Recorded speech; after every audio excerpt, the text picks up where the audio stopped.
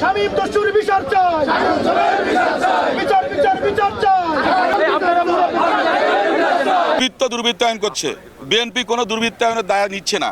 আওয়ামী লীগের লোকজন নিয়ে সমস্ত মানুষজন মারতেছে। আমরা কোনো সন্ত্রাসীকে আশ্রয় প্রশ্রয় দেবো না। যারা প্রকৃত দোষী তাদের বিরুদ্ধে যেন ব্যবস্থা নেওয়া হয়।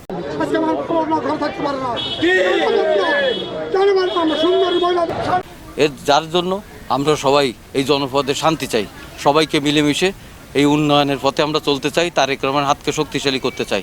তার জন্য আমাদের যা যা করার দরকার আমরা সেটাই করব। আমরা কোনো সন্ত্রাসীকে আশ্রয় প্রশ্রয় দেবো না।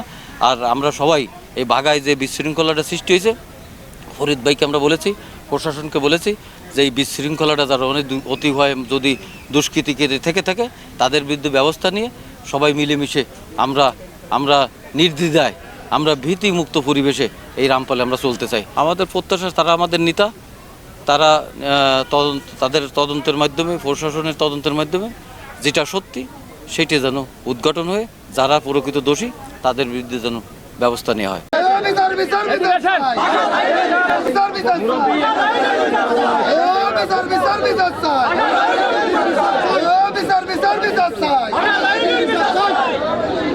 এর পিছনে হয়তো কিছু নেতা আছে, তারা হয়তো জড়িত থাকতে পারে।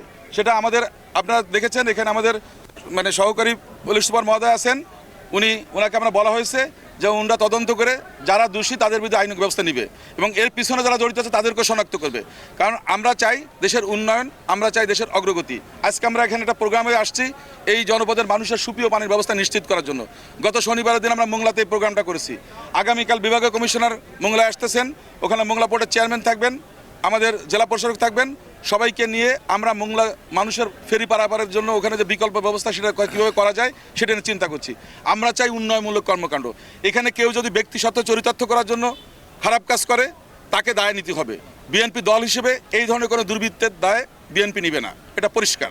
এবং এক্ষেত্রে আমরা প্রশাসনকে দায়িত্ব দিয়েছি, তারা নিরপেক্ষভাবে তদন্ত করে যেটা পাবে সেই অনুযায়ী তারা আইনানুগ ব্যবস্থা নেবে। এটা দুই পক্ষ না, দুই পক্ষে যারা প্রতিনিধিত্ব করছে বা নেতৃত্ব দিচ্ছে তাদের উদ্দেশ্যে আমি বলতে চাই। কারণ এইখানে মানুষ হচ্ছে খানিকটা বলে চলে যে তারা স্রোতের ধারায় চলে, তো তাদের অনেকের কিন্তু সেই জিনিসটা কাজ করে না। কিন্তু তো এই জন্য আমি নেতৃবৃন্দকে বলবো, দেখেন দীর্ঘ 17 বছর আন্দোলন সংগ্রামের মধ্য দিয়ে জুলাই 24 একটা বিপ্লবের মধ্য দিয়ে আমাদের দল সরকার গঠন করেছে, আমাদের মানুষ দেশ পরিচালনার দায়িত্ব দিয়েছে। মানুষের প্রত্যাশা পূরণের যে রাজনীতি সেটা করার জন্য আপনারা সহযোগিতা করুন। যদি সেটা আপনারা না করেন তাহলে আপনারা দলের নেতৃত্বে থাকতে পারবেন না, দলের নেতৃত্ব আপনাদের কাছ থেকে চলে যাবে যদি আমরা সঠিকভাবে না আগাই। কারণ এখানে আমাদের প্রধানমন্ত্রী মহোদয় সবসময় একটা কথা বলছেন যে ব্যক্তির চেয়ে দল বড়, এবং দেশের মানুষের যে প্রত্যাশা সেটা পূরণের রাজনীতি আমরা করতে চাই। সুতরাং কেউ যদি মনে করে যে অতীতে আমরা এটা করেছি, টিকে আসি, নতুন করে আবার এটা করবো, টিকে থাকবো, এই ধরনের সুযোগ আগামীতে আমাদের বর্তমান সরকার এটা দিবে না। আমাদের গ্রামের যুবদল করে রাজু ভাইরা আমাদের গেট থেকে ধরে নিয়ে আসে বিনা কারণে। কারণ জমির মালিক আপনার রাজুকে লিখে দিছে, আকো বাহিনী এবং আওয়ামী লীগ সন্ত্রাস বাহিনী কর্তৃক তাকে যায় ধরে আনে মারতে আপনার হাতুর দিয়ে ফেটায় অফিসে নিয়ে আসে।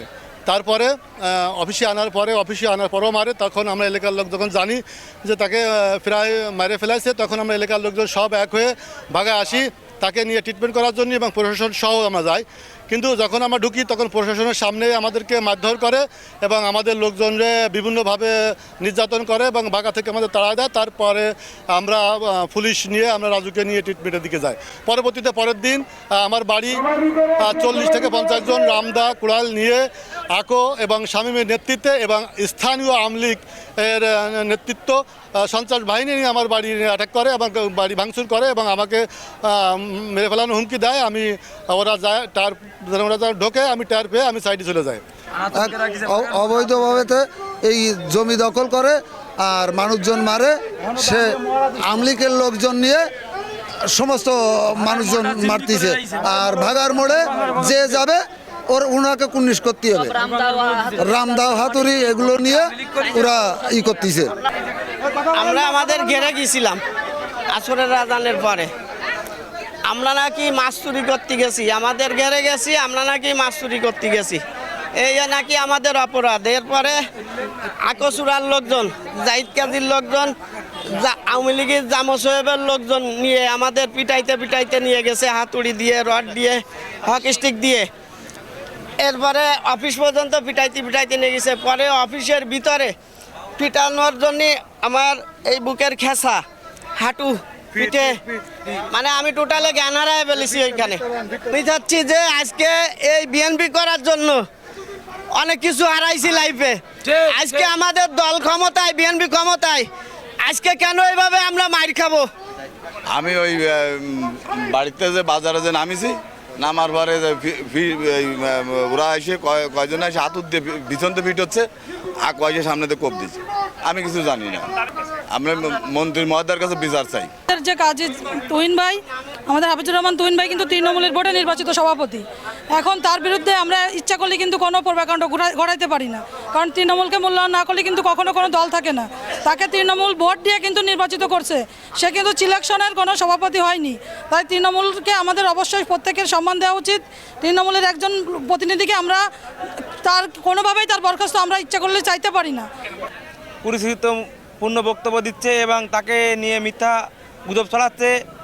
তারা আসলেই এই এলাকার চিহ্নিত সন্ত্রাসী।